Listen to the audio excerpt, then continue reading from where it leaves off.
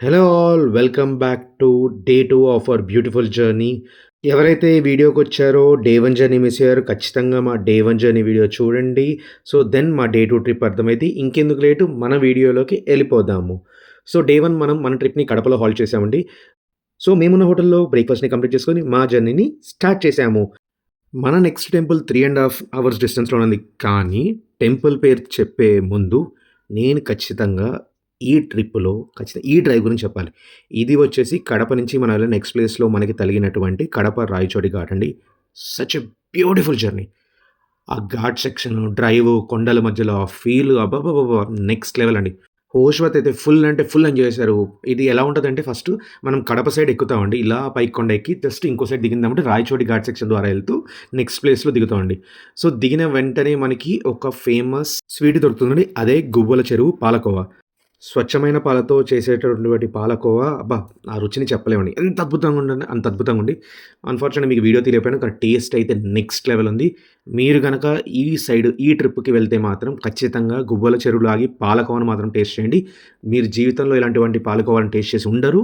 And మీకు కూడా చాలా నచ్చుతండి. సో, ఇంకెందుకు లేటు మన జర్నీ స్టార్ట్ చేసేద్దాము. సో, పాలకోవా తినేసి మనం వెళ్ళబోయే నెక్స్ట్ టెంపుల్ కాణిపాకం.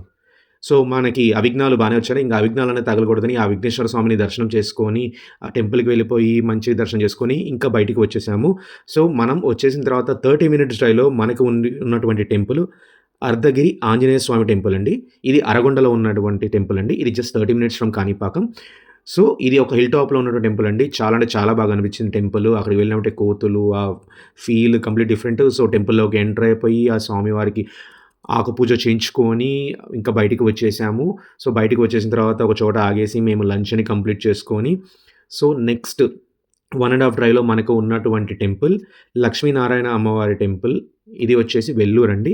సో, ఇది వెల్లూరులో ఉన్నటువంటి గోల్డెన్ టెంపుల్ గూడా అంటారు.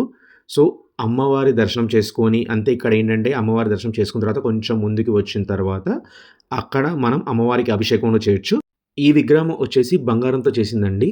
అమ్మవారికి అలా అభిషేకం చేసుకొని టెంపుల్‌ని కొంచెం చూస్తూ టెంపుల్ చాలా అంటే చాలా బాగుంది. చాలా పెద్ద టెంపుల్ అండి. మీకు నడవడానికి చాలా ఓపిక కావాలి. బికాజ్ అంత నడిచేసరికి లిటరల్‌గా అలిసిపోతాము.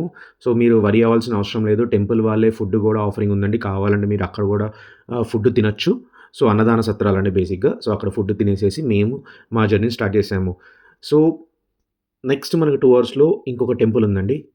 కానీ నా ప్రీవియస్ ఎక్స్‌పీరియన్స్ ఈ టెంపుల్‌కి వెళ్ళేసరికి మేము ఒకసారి 8 అయిపోయింది. 8కి టెంపుల్ క్లోజ్ గదా! ఏం కాదులే ఎంటర్ అవ్వనిచ్చు అనుకున్నారు. బట్ అన్‌ఫార్చునేట్‌గా ఏమైందంటే టెంపుల్ 8కి క్లోజు. సో, ఎవరైతే 7కి ఎంటర్ అవుతారో వాళ్ళకే ఎంట్రన్స్. లక్కీగా మేము అక్కడికి వెళ్ళేసరికి 6 అయింది. సో, మాకైతే దర్శనం కలిగింది. ఆ టెంపుల్ ఏదో కాదండి. స్వయంభు అరుణాచలంలో ఉన్నటువంటి అరుణాచలేశ్వర స్వామి టెంపుల్ అండి. ఈ టెంపుల్ యొక్క విశిష్టత ఎవరికీ చెప్పక్కర్లేదు. అందరికీ తెలిసిన టెంపులే. సో, మహాశివునికి ఉన్నటువంటి పంచభూత లింగాల్లో ఒకటైనటువంటి అగ్నిలింగం అండి. ఈ టెంపుల్ యొక్క విశిష్టత. టెంపుల్‌లోకి ఎంటర్ అయినటువంటి ఫుల్ అంటే ఫుల్ వర్షం అండి. బాబోయ్! ఏంట్రా ఇది ఇంక నెక్స్ట్ బయటికెళ్ళగలుగుతాం అంటే, ఒక గంటలో వర్షం క్లియర్ అయిపోయింది. లిటరల్‌గా ఆ టైంలో అంత ఘనంగా వర్షం పడుతదని అనుకోలేదు. బట్ టెంపుల్‌లో ఉంటూ, అలా వర్షం పడుతూ, ఆ జల్లుని ఎంజాయ్ చేయడం ఆ ఫీలే వేరండి చెప్పలేము. సో, టెంపుల్ అంతా చూసుకుంటూ ఇంక బయటికొచ్చేసరికి మాకు ఆల్మోస్ట్ 7:30 అయిందండి. ఇంక రూమ్‌కి వెళ్లి చెక్ ఇన్ అయిపోయి, డిన్నర్ కంప్లీట్ చేసేసుకున్నాము. ఏంటి అయిపోయింది డే 2 అనుకున్నారా? లేదండి. అరుణాచలం వెళ్ళామంటే ఏం చేస్తాము? గిరి ప్రదక్షిణ.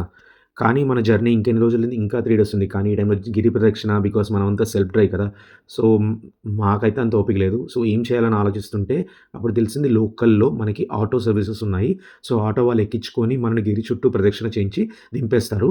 సో, మేమింక ఆటో బుక్ చేసేసుకొని అక్కడ స్టార్ట్ అయిపోయామండి.